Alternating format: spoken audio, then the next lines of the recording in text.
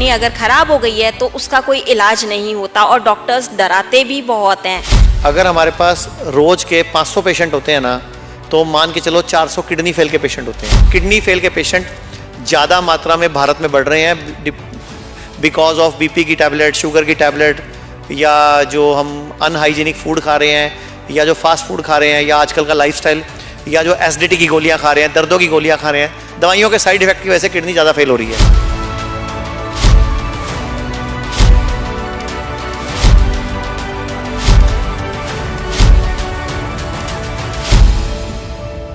नमस्कार दर्शकों का मैं वंदना स्वागत करती हूँ।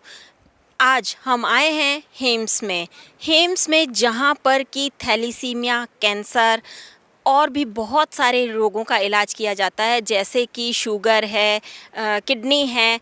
वैसे तो अक्सर लोग कहते हैं कि किडनी फेल हो जाने पे कोई इलाज नहीं होता। कहने का मतलब है कि किडनी अगर ख़राब हो गई है तो उसका कोई इलाज नहीं होता और डॉक्टर्स डराते भी बहुत हैं। लेकिन इसी डर को दूर करने के लिए हम आज यहाँ पर आए हैं और हमारे साथ हैं आचार्य मनीष जी।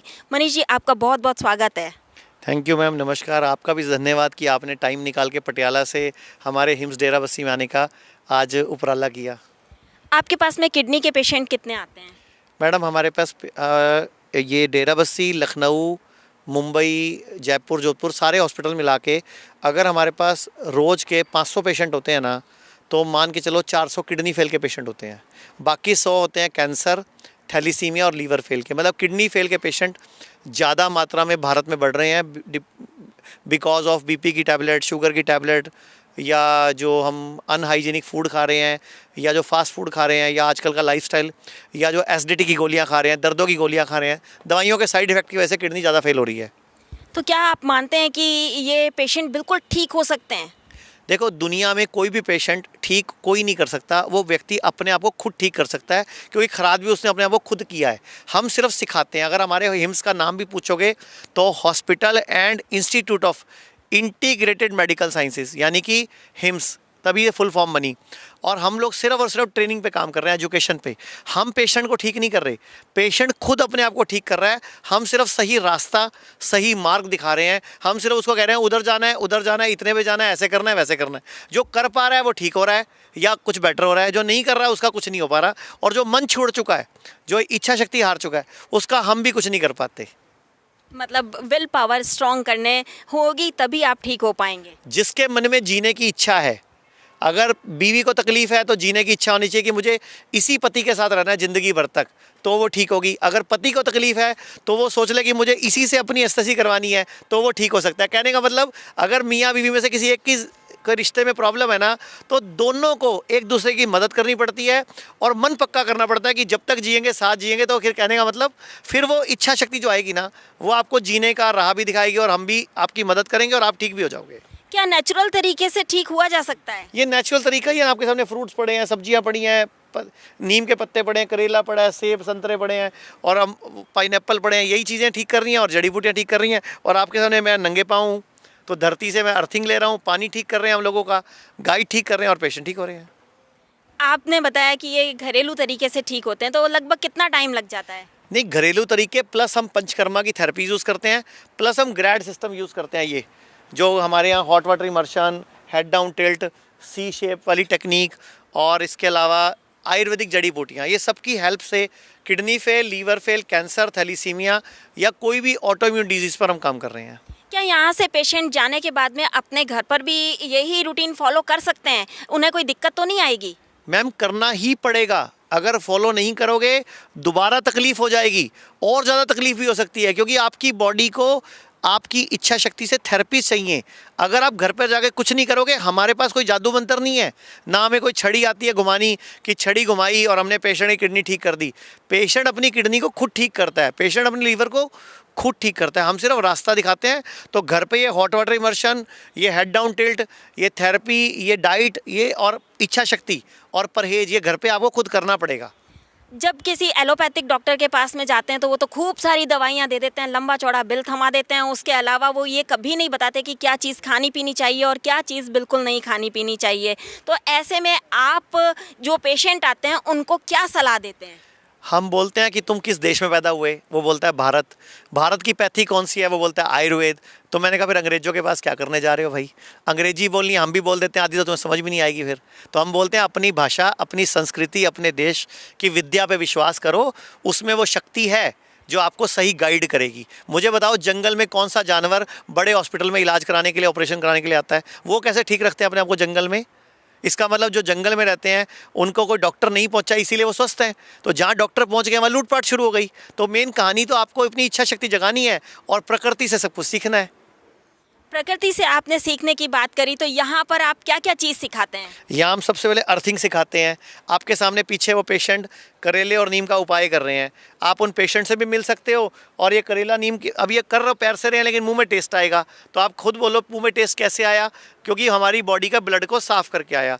पीने को हम नारियल पानी देते हैं, खाने को यहाँ पे जड़ी बूटियाँ, फ्रूट्स और मिलेट्स देते हैं, और हम हरी सब्जियाँ खिलाते हैं। तो पेशेंट खुद ही स्वस्थ होकर अपने आप को ठीक कर लेता है ना, मतलब हमें कुछ नहीं करना पड़ता। जो किडनी के रोगी आते हैं उनका डेली रूटीन कैसा होता है? देखो हमारे लिए ना कोई किडनी, कोई लीवर, कोई कैंसर अलग बीमारियाँ नहीं है। हम इस बॉडी को, हम कहते हैं पूरी बॉडी को सेट करते हैं। आयुर्वेद कहता है शुद्धि देहा मनुष्य यस्य शिवजी वर्षतम, कि देह को शुद्ध कर लो, 100 वर्ष तक स्वस्थ जियो। यानी कि हम सिर्फ देह की शुद्धि पर काम करते हैं। हमारे संस्थान का नाम भी शुद्धि है, कि शुद्धि करने से ही हम हर बीमारी को ठीक करने की विद्या दिखाते हैं। और आपको पता होगा 2016 में जो नोबेल प्राइज़ मिला है वो भी इंटरमीडिएट फास्टिंग को मिला है, यानी कि लंघन परम औषधम, यानी कि उपवास, यानी कि व्रत। तो हम कहते हैं व्रत की तरफ लौटो, उपवास की तरफ लौटो, बॉडी की रिजुनोवेशन की तरफ लौटो, आप अपने आप ही स्वस्थ हो जाओगे। आपने बताया कि इस तरीके से दिन भर मतलब उपवास भी करना चाहिए, सब कुछ आपके हिसाब से रूटीन फॉलो करना चाहिए। तो जब कोई पेशेंट आता है तो आप उसको सबसे पहले क्या करवाते हैं? उसको उपवास करवाते हैं या उसको लिक्विड पर रखते हैं? खास तौर से जो किडनी के पेशेंट आते हैं उनको किस हिसाब से रखते हैं? सबसे पहले हम पेशेंट की किडनी फेल हुई क्यों, कारण ढूंढते हैं, उसकी मेडिकल हिस्ट्री लेते हैं, उसके पीछे का पूरा वजह ढूंढकर उसके बाद हम पेशेंट को गाइड करते हैं और उसकी पूरी डाइट चेक करते हैं, उसकी प्रकृति चेक करते हैं, वात पित्त कफ, उसके अकॉर्डिंग उसका डाइट चार्ट बनता है। सबसे पहले हम डाइट में पका हुआ भोजन बंद करते हैं या कम करते हैं, रोटी चावल। इसके अलावा जो भी पदार्थ जानवर से प्राप्त होता है वो बंद करते हैं, जैसे कि दूध, जानवर से प्राप्त अंडा, नॉनवेज, मछली, हम सब बंद करते हैं। हम कहते हैं पहले नेचुरल फूड पे आओ, जो भगवान ने जिसके लिए बनाया। अब लोग बोलते हैं कैल्शियम कहाँ से मिलेगा, आयरन कहाँ से मिलेगा, तो मैं आपसे पूछता हूँ हाथी को कैल्शियम कहाँ से मिलता है, बताओ मैडम? घास फूस खाता है, गन्ना खाता है। अच्छा, घोड़े को कैल्शियम कहाँ से मिलता है?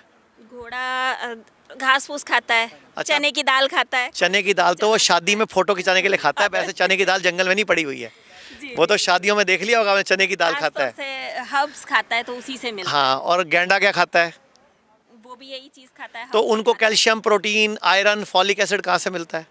सब कुछ हर्ब्स से मिलता है। तो हम भी तो यही पेड़ खिला रहे हैं पौधों से मैडम, मिलता हम है। भी यही खिला रहे हैं मैडम, यही हमारी दवाई है, यही हमारी इच्छा शक्ति, इसी से ठीक हो जाता है इंसान। क्यों डायलिसिस कराना, क्यों ट्रांसप्लांट कराना? मगर लोग जल्दी से आसानी से विश्वास नहीं करते हैं। तो कोई बात नहीं, भुगतने दो, परेशान होने दो, घर बिक जाने दो, सोना बिक जाने दो, कर्जा चढ़ जाने दो, बाद में आ जाएंगे। और मैं आपके चैनल के माध्यम से एक और बात बोलना चाहूँगा, अब ना आप आयुष कवर वाला हेल्थ इंश्योरेंस करा लो। 100% आयुष कवर वाला हेल्थ इंश्योरेंस कराने से आपका इलाज फ्री हो जाएगा। यहाँ पे अगर आप SBI का कराते हो कैशलेस, तो हमारे यहाँ पैसे नहीं देने पड़ेंगे आपको, हमारा उनसे टाई अप है, तो आपका इलाज का पैसा SBI देगा। तो आयुर्वेद का हेल्थ इंश्योरेंस कराओ ना। आप लोग सारे के सारे जो हेल्थ इंश्योरेंस कराते हो एलोपैथी में चलते हैं। आप जब इंश्योरेंस कराते हो तो बोलो ना कि मुझे आयुष कवर वाला हेल्थ इंश्योरेंस दो, तो आयुर्वेद में भी चलेगा वो। और अब तो सरकार ने आयुर्वेद के लिए एक अलग से पॉलिसी शुरू करी है, 3 लाख तक का इलाज, सिर्फ 3 से 5 हज़ार की पॉलिसी है वो। और वो आप स्टेट बैंक ऑफ इंडिया की करा लो, 3 से 5 हज़ार रुपये में 3 लाख का इलाज फ्री कराओ। तो सरकार तो सब मदद कर रही है लोगों को, लेकिन लोग आयुर्वेद को ना पिछड़ी पत्ती, कमज़ोर पत्ती, स्लो है इलाज। आप यहाँ हॉस्पिटल में आए हो आज हमारे, आपको एक भी पेशेंट ऐसा मिला जिसका इलाज स्लो हो रहा हो? सब कितनी फास्ट ठीक हो रहे हैं। बिल्कुल, सब बहुत जल्दी ठीक हो रहे हैं। तो बताओ आयुर्वेद स्लो कहाँ से हुआ? ये स्लो हमारी बुद्धि में है, एक्चुअल में तो आयुर्वेद फास्ट है। ये हमारे दिमाग में डाला गया है। किसने?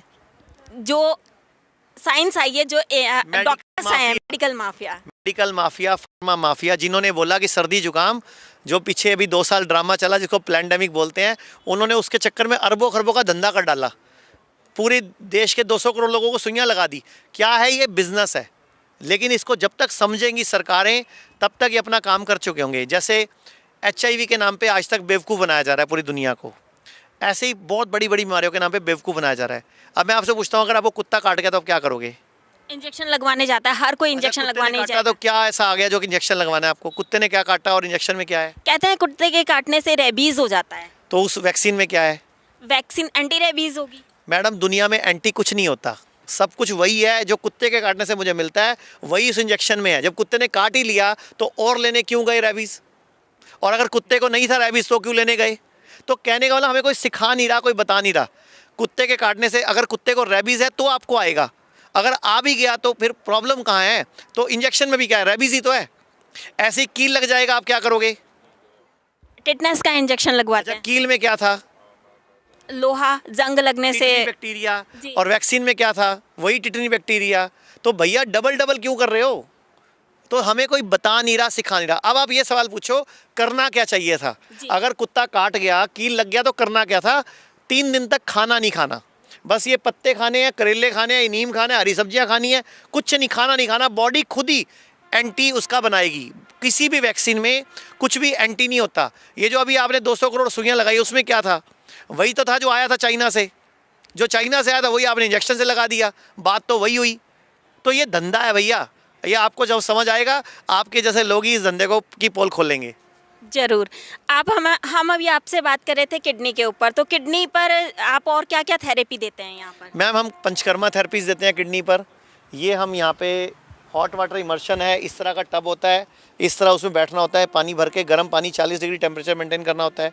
एक हेड डाउन टिल्ट थेरेपी होती है जिसमें पाँव ऊपर रहते हैं और सिर नीचे रहता है, तो गुरुत्वाकर्षण की शक्ति की वजह से ये ब्लड सर्कुलेशन बढ़ता है, जिसकी वजह से वापस किडनी रिजनरेट करती है। और साथ में हम सही डाइट देते हैं, सही सैलड खिलाते हैं, सही जड़ी बूटियाँ बताते हैं और पेशेंट ठीक हो जाता है। और आपको मैं कहूँगा, आप बता भी दीजिए हमारे हिम्स IPD पूरे भारत में कहाँ कहाँ हैं? तो ये डेराबस्सी, लखनऊ, मुंबई, मेरठ, अमृतसर, गुड़गांव, जयपुर, जोधपुर, दिल्ली और गुड़गांव प्रीमियर। ये वो हॉस्पिटल है जहाँ पेशेंट भर्ती हो सकता है, और ये वो हॉस्पिटल्स हैं जहाँ पेशेंट आकर डे केयर यानी कि थेरेपी लेकर वापस जा सकता है। और ये हमारे हिम्स का आप नंबर भी दिखा सकते हैं इसमें। जी बिल्कुल। हमारे कई दर्शक कहते हैं कि अगर डॉक्टर साहब से संपर्क करना हो तो कहाँ पर संपर्क करें? तो पे सारी जानकारी मिल जाएगी जो ये स्क्रीन पर आप नंबर दिखा रहे हैं।